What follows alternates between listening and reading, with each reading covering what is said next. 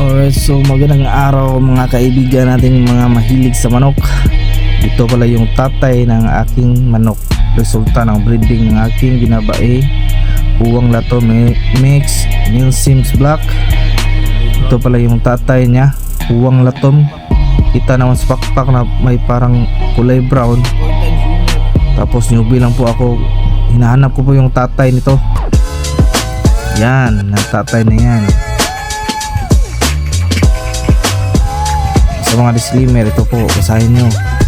Tapos ito yung nanay niya, Black Milsims. Mapula yung mata, no?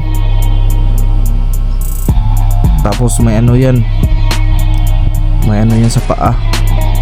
Female pullet po yan, pero may ano sa tahod. Oh, makikita naman, di ba? Yan yung nanay ng ano ko, manok ko. Ganda, no? Tapos ito yung resulta, Elmore pulit at dalawang Black Milsims na pulit.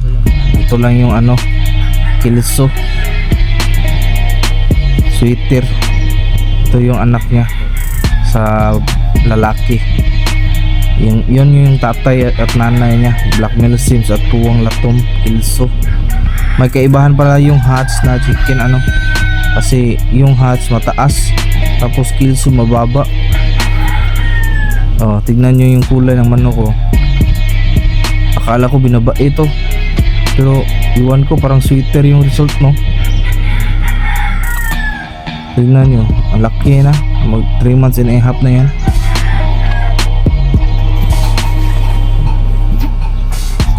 Lapin natin sa camera.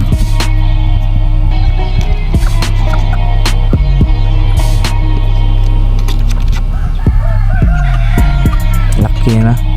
Inunutan ko ng buntot kasi sabi nila pag inunutan mo raw ng 3 months old, maganda daw yung labas pag ano, pag tubo, hindi mataas yung buntot.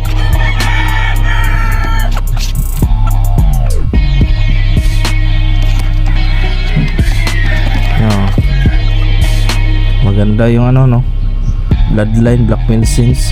Ito yung bloodline result ng Black Milsims at Uwang Latom Kilso. Ganda, no? Tapos yung mata niya, no, dyan ko nalaman yung yan yung tatay, no, pareha sila ng mata. Tingnan mo mata, hindi masyado mapula. Tapos yung ano, Black Milsims, pula yung mata.